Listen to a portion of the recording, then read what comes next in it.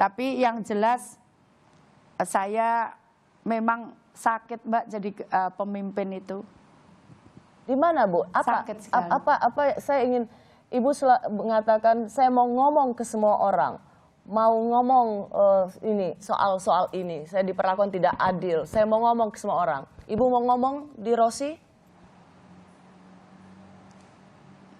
Iya, seringkali kami terus terang diberitakan, jadi terus terang capek ngurusi pasien itu capek, makanya saya dengan seluruh staf saya tuh semuanya turun berat badannya.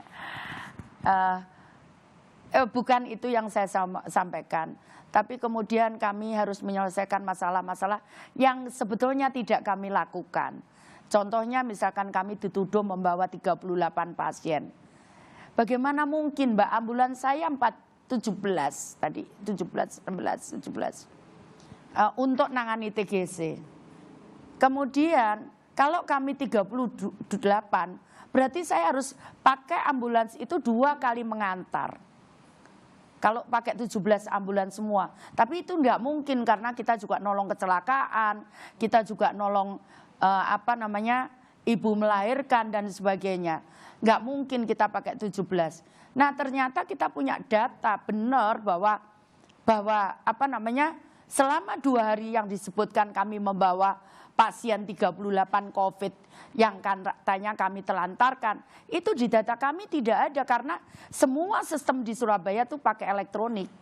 Kami menggunakan sistem elektronik, jadi begitu sopir atau dokter itu masuk jebret pintu, itu sudah tertulis di data kami dan kami punya petanya si dokter ini kemana, ambulans ini kemana, kami punya semua data itu. Dan di data kami disebutkan selama 2 hari itu kami hanya membawa 5 pasien. Yang 3 pasien itu kecelakaan. Kenapa kami bawa ke situ? Karena tempatnya di situ. Yang kedua bukan orang Surabaya. Kalau kita bawa ke rumah sakit yang lain, itu mereka suka masalah dengan klaimnya. Kalau di rumah sakit Dr. Sutomo itu tipe A, jadi mereka klaimnya akan lebih mudah begitu. Ya Bu. Yang 2 orang saya ya. Ya, sorry Bu. Jadi begini Bu, kan biasa Bu dalam situasi krisis kadang-kadang soal komunikasi itu biasa. Mengapa Ibu langsung merasa ini menyerang secara pribadi dan menganggap bahwa Ibu sudah diperlakukan tidak adil, menganggap bahwa Ibu gagal jadi wali kota? Mengapa Ibu langsung merasa itu serangan pribadi ke Bu Risma?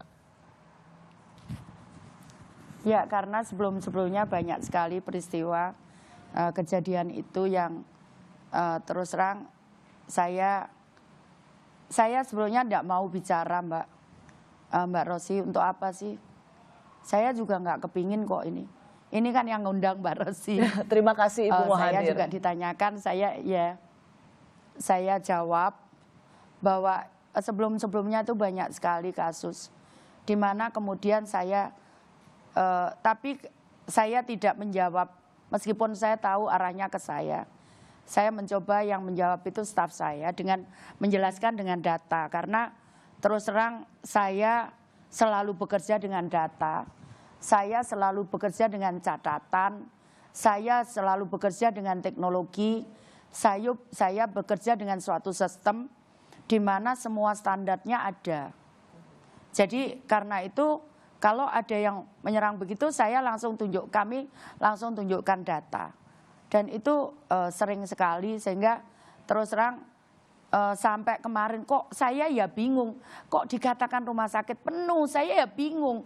Semua sampai laporannya ke kementerian, kemana-mana penuh, saya juga bingung.